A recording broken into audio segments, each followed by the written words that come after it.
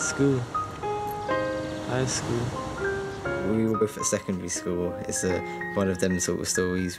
We met at work we used to work in Bristol at a place called the Watershed, which is an art house cinema. We saw each other in, I think it was art class. Yeah, year 9. Yeah, I started bunking art classes so I could see Nick. I was working as a solicitor in Brixton, I think, and she came to see us about a divorce, so I did her divorce for her. My sister was teaching in Japan, and I went to visit her, and a friend of mine in London who was Kumi's ex-English teacher put us sort of in touch together, and we met first of all in the centre of Osaka, didn't we? He was 2 hours late, but I was still waiting because I wanted to be polite to my teacher, but now I wouldn't wait.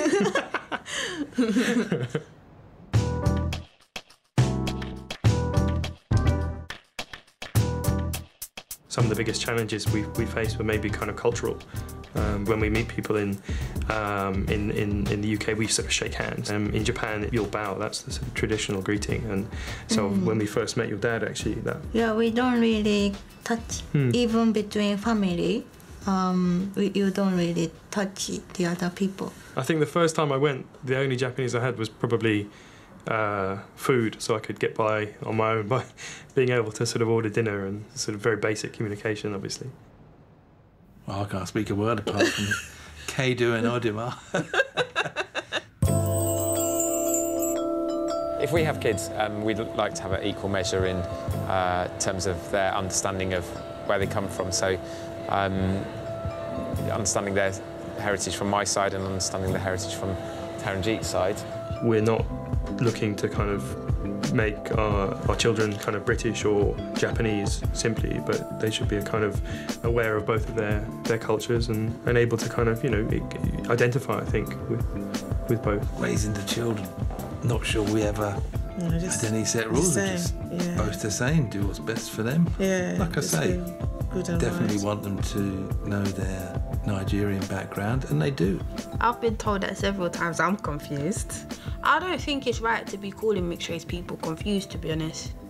Because, but then again, I understand where they're coming from, because with mixed race people, they've got a battle whether they should be this colour or that colour.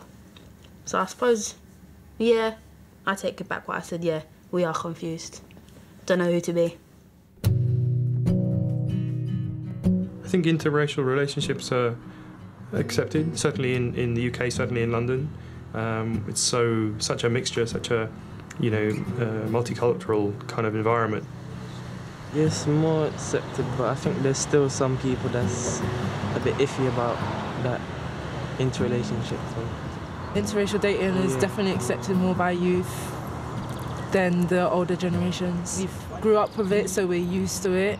If Taranjeet's parents were fundamentally opposed to her going out with a white person, then that would be a major issue. If my parents were fundamentally opposed to going out with anybody who wasn't white, then that would be an issue. But we're lucky enough, in our circumstances, I think we are truly accepted.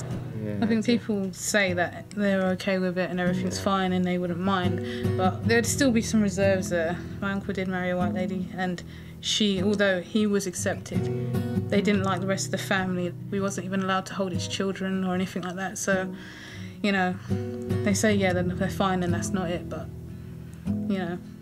I think it's accepted now as More so, isn't it? more so now than ever before.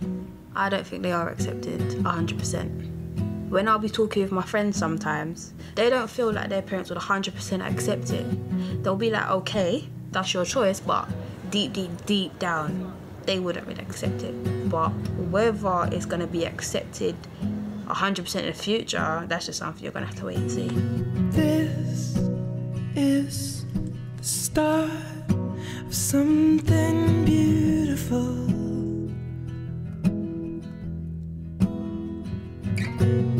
This is the start of something